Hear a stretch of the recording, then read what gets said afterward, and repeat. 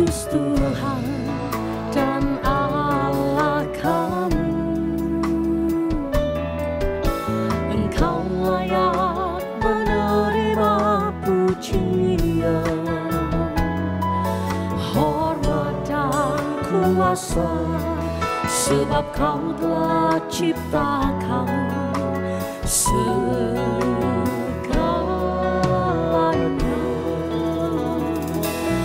Oleh karena kehendak-Mu, semuanya itu telah ada dan diciptakan untuk kemuliaan-Mu. Terpujilah Tuhan, Hosana.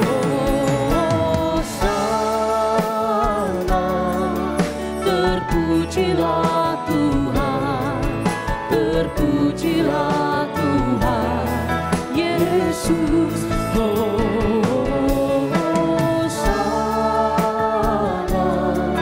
Terpujilah Tuhan, terpujilah Tuhan Yesus. Yesus Tuhan dan Allah kami, Yesus Tuhan dan Allah kami, Engkau layak menerima pujian, hormat dan kuasa, sebab Kau telah ciptakan segalanya. Oleh karena kehendak-Mu, semuanya itu telah ada dan diciptakan untuk kemuliaan-Mu. Terpujilah, mari nyanyikan. Hosana. Terpujilah Tuhan, terpujilah Tuhan Yesus. Hosana.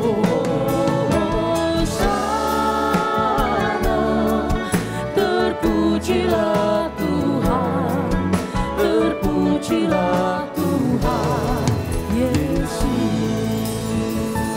Satu kali lagi katakan, Yesus Tuhan, Yesus Tuhan dan Allah kami, Engkau layak Tuhan, Engkau layak menerima pujian, hormat dan kuasa, sebab Kau telah ciptakan segalanya.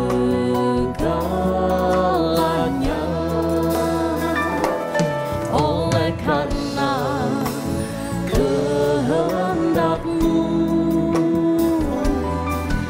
semuanya itu telah ada dan diciptakan untuk kemuliaan-Mu. Oh, terpujilah, kita lambaikan tangan bersama.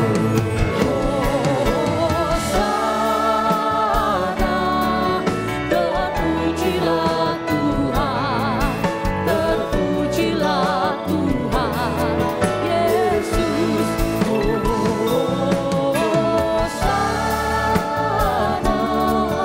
Terpujilah Tuhan, terpujilah Tuhan.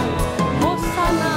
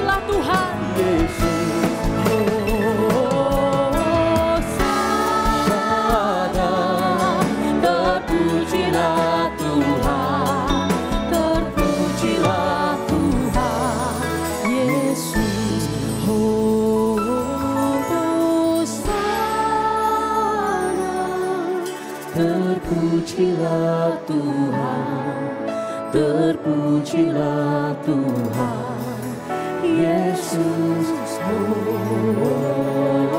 Hosana. Terpujilah Tuhan, terpujilah Tuhan, Yesus. Terpujilah Tuhan, Yesus. Terpujilah Tuhan, Yesus.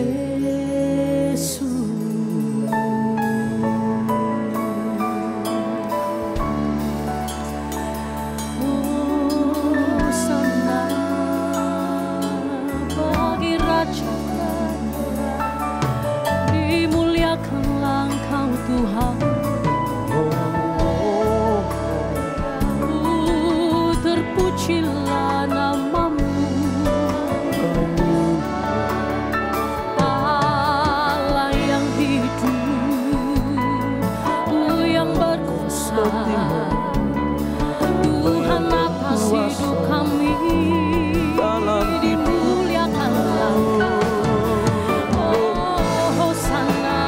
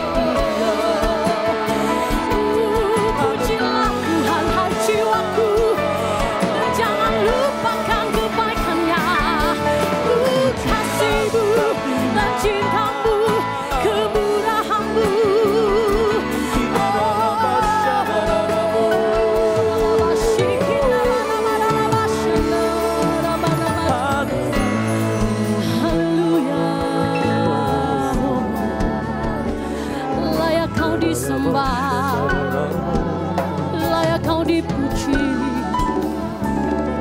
Oh, ralawashere aradabata karamarawashi. Hati dan jiwaku menyembahmu Tuhan. Oh, ralawashere aradabata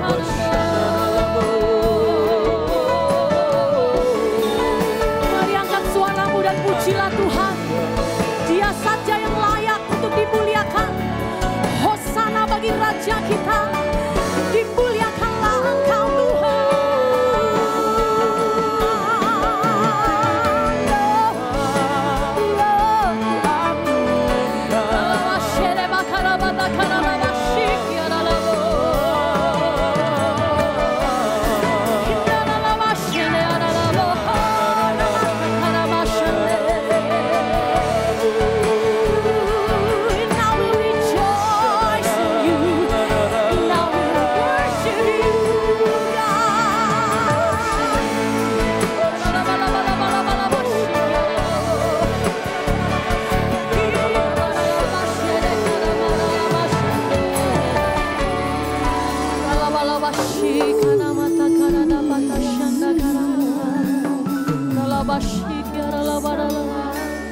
Kau dimuliakan Tuhan.